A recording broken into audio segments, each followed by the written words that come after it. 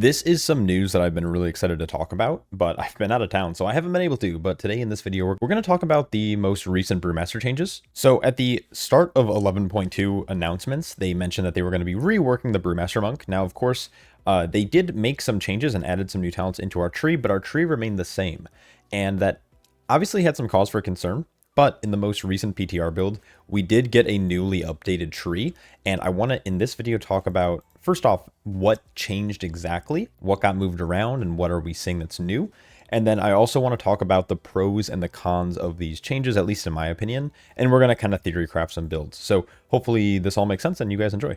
So if you aren't aware, talent trees are broken into 3 tiers. So you have your first tier, you have your second tier, and you have your third tier. In order to get into the second tier, you have to spend 8 points. In order to get into the next tier, you have to spend 20 or I think 21, I think maybe in the other tree.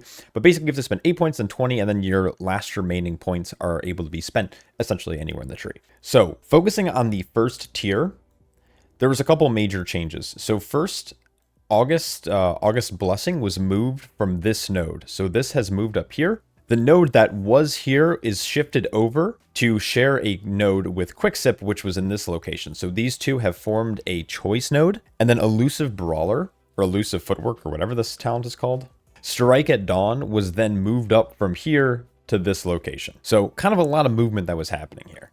Essentially, all they did was they added a choice node and moved some talents that were in the second tier up into the first tier, essentially, in my opinion, making them irrelevant. I still think that there's this big illusion of choice in this tree. You have to choose Keg Smash when you start, which then forces you into these next 2 nodes. Then in order to progress any part of these later trees, you have to go through here and here, which means that the only real path is like this on both sides, which leaves you with 1 more point. And out of all 3, or I guess out of all 4 of these talents, the only one that really makes sense is Elixir. And Elixir now gives pathing into Nizao, which I'll talk about in just a second here. So if you were ever to hear that talent trees kind of are just an illusion of choice, this is what they're referring to. The top tier of this tree requires basically your 8 points to be spent on exactly the 8 nodes that are the best, and that's it. There is no choice in the top of this tree. Maybe you can make the argument for Rushing Jade Wind with special delivery. There is a world where you could run Quicksip, but you're never going to run Staggering.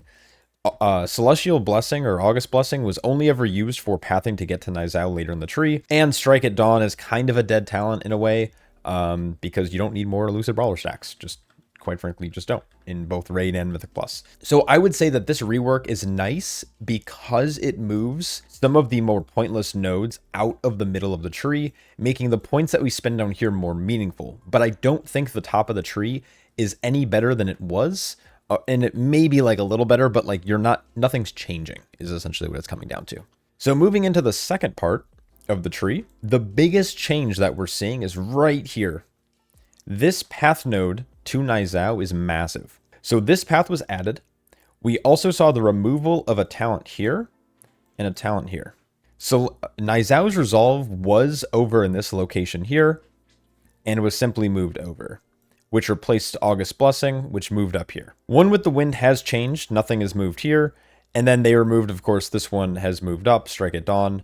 And so it's no longer in the bottom of this tree.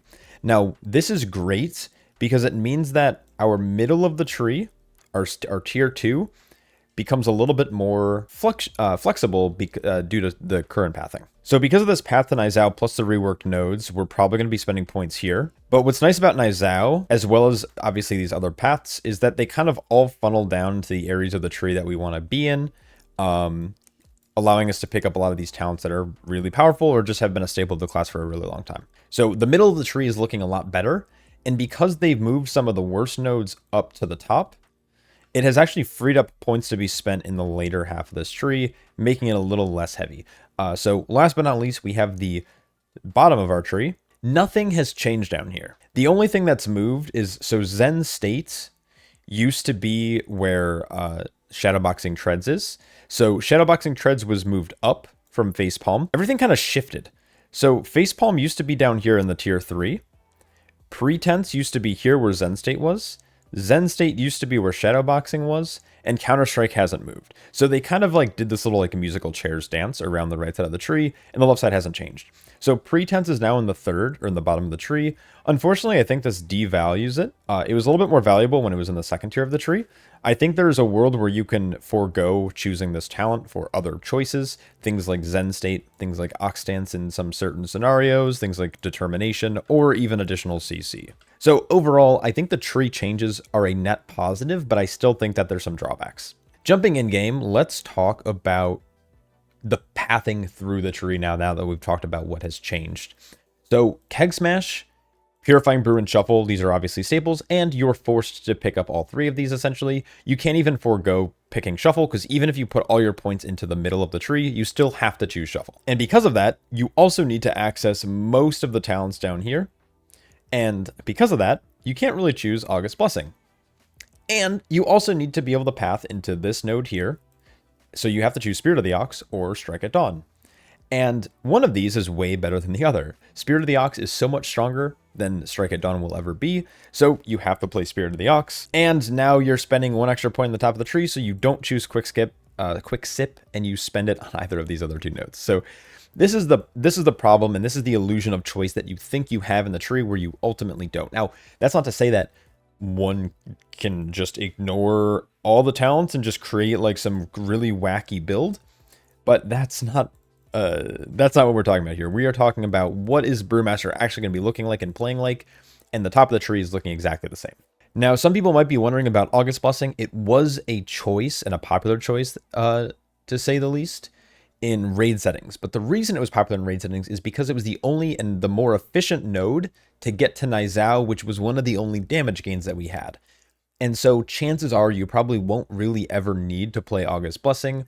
There's maybe a world where you might want it in Mythic, like Raid or Raid Prog, but chances are it only really leads to overhealing. So you're going to just not take it and play something that's more efficient for damage, defensive, or like more effective healing. So moving into this part of the tree, since we have this new pathing node, now we can actually jump down to row 6 instead of having to path completely through row 5, which is kind of nice because so you can choose Nizao and the new Walk with the Ox talents. Now, this was updated with this talent tree in the most recent build that now gives players cooldown reduction per charge. So Walk with the Ox not only does damage, and a good bit of it, it also is going to lower the cooldown of Black Ox down to 2 minutes, down from 3 if you choose 2 points here.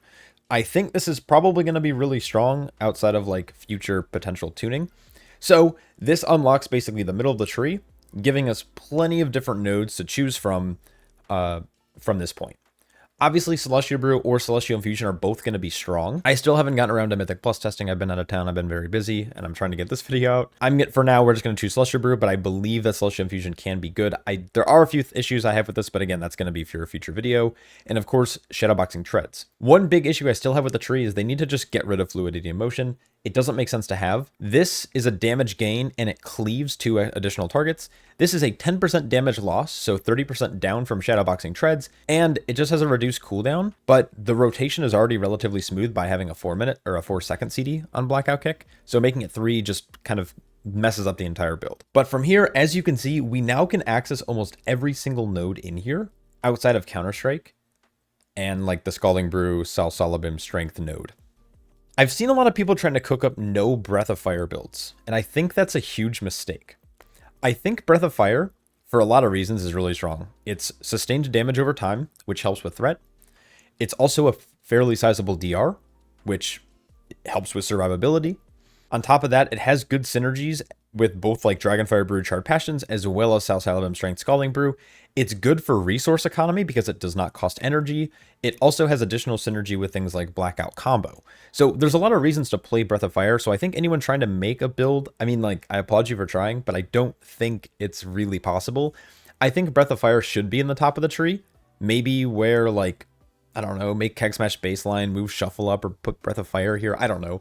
I just don't think Breath of Fire should be this low in the tree. I think it's kind of a staple. I think it's going to be relatively required and has powerful nodes attached to it as well as different synergies within the tree. Anyways, Facepalm is also kind of a must for single target damage as well as additional cooldown recovery on our brews, as well as if you're playing Master of Harmony and even Shadowpan. You just kind of want to play Facepalm to amp your Tiger Palm. which then gives us access to the rest of our tree with 5 points remaining. So Zen State was moved down.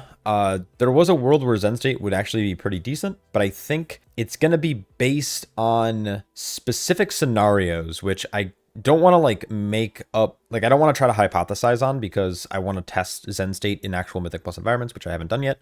Right now, only Ecodome is available for testing, so I'm not going to jump into that right now. So you can probably ignore Zen State. You'll probably ignore One with the Wind as well. But things like Gaiaplin's Imperial Brew is kind of a must, in my opinion, for just like healing. It really helps with the triage damage from how Stagger works. Black Ox Brew, also extremely powerful for both of the new tier sets. It's energy kind of economy for Shadowpan specifically, and it's more procs of Harmonic Surge for the Master, or the Master of Harmony hero talent. Training of Nizao, also extremely powerful. Salsalabim Strength is good for resource economy, though there is a world where you could play Scalding Brew, but we'll pull Salsalabim Strength for now and Counter Strike. And so you might be thinking like, oh, well, we're missing Nizao's Resolve and we're missing Tranquil Spirit. I'm going to talk about that in just a second, because I think we're still going to be spending more of our points in the second tier of the tree, but I want to talk about what our pathing might look like at the end. Now, not much has changed here. Like I said before, Pretense is now down here. We have the new improved Nizao node, which kind of has the Might of the or Mighty Stomp cast attached to Nizao. But chances are Exploding Keg, Storm Stout's last keg are probably the two most mandatory ones. And following that, you probably go Elusive Footwork and you probably want Blackout combo. Now, there is a world where you might not play Elusive and you want CC, which still allows you to path to Blackout combo. I think that would be specifically for Mythic Plus and only in very specific scenarios, so chances are you still go Elusive Footwork. Unfortunately, I don't think Anvil and Stave is as strong as it has been. Now, there is a world where you could play this with Master of Harmony specifically to get additional brew reduction, to get additional harmonic surges off in a specific time period, whether that's an encounter or whether that's a Mythic Plus dungeon. Unfortunately, it's still a 2-point node, which I don't like. Now, obviously, it's like kind of reflecting the side of High Tolerance, which is also a 2-point node. So it'd be, if they change this to a 1-point node, they'd have to probably change High Tolerance, but then that means they'd have to change something else in the tree because of just point allocation. But coming back to it, I'm going to start ranting in a second. I could feel it. I could feel the urge to rant. Weapons of Order, kind of a must, specifically with Shadowpan. Like it's what triggers your tier set, so you kind of need it. And Chi Surge. Now, this is what I believe to be probably the best pathing, or one of the best pathing that we're going to start the season with. Now, that's not to say anything might change. Some builds might get cooked up. This is what I'm starting with when I began my Mythic Plus testing on the PTR for this cycle. But as you notice, we still have 4 points remaining. There's a lot we can do with this. So first things first, High Tolerance. Very possible that we put 2 nodes here. But there's also a world where we don't. We might just play 1. We might play 0 because of our new main set that we're going to be acquiring this season. Our stagger is going to be at like the highest it's going to be until obviously midnight. And that means that we don't necessarily need the additional stagger effectiveness. High Tolerance is really strong early on in an expansion cycle and slowly gets weaker over time. Determination, also probably not the greatest node that we're going to be needing. So we don't necessarily need to play this, especially with the loss of our Season 2 tier set. Charred Passions versus Dragonfire Brew. I think there might be a world where there's less of a reliance on Blackout Kick because of the loss of our tier set, which also means there is less damage coming out from Blackout Kick entirely, which means that there's going to be less Charred Passions damage. Also, we might be spending just more globals on Tiger Palm, especially because there's less RNG. And because of that, we might be playing Dragonfire Brew this next season. Very, very possible, especially with the effectiveness of our stagger. It's going to be easier to sit in Red Stagger, which means you're going to be getting more damage out of Dragonfire Brew potentially over the course of a key. Now, you could always choose Improved Nizao for additional CC if you want. I think Nizao's Resolve and Celestial Infusion could be a good combination. Again, we're going to be spending another point up here. Tranquil Spirit is generally a fairly strong defensive talent as well. And like things like Ox Dance, again, High Tolerance could be played Pretense and maybe like higher physical based dungeons. So we'll see. I think some of the more dead nodes that we have in our tree currently are going to be like Black's Adept. This should just be removed. I think One with the Wind just isn't necessarily all that great, especially now that we don't really need the pathing since we have the pathing node here. I think Fluidity Motion, still pretty bad. I think Strike at Dawn and August Blessing are also pretty terrible. I think like these talents are going to be kind of dead in the water for a while. I don't know how long. I don't know what builds might get cooked up, but I think there's a handful of dead talents in our tree. Of course, Staggering Strikes is still kind of mid, especially when it's on a choice node with Quicksip. Just percent. Like maybe when you're like leveling, Staggering strikes might be better, but by the time you get to endgame, quicksip just instantly becomes so much stronger.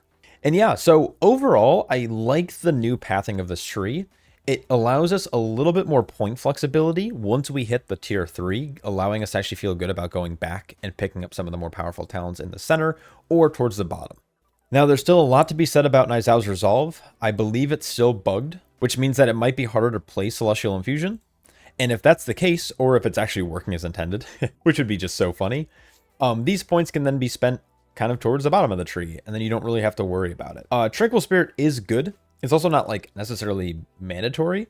It's like additional way to purify your stagger when you don't have Purifying Brew available, but with good play around things like Blackout Combo, Black Ox Brew, and just like smart purifications, you don't necessarily need to play Tranquil Spirit. So you have like a lot of choices now, which is weird. So again, I like this a lot.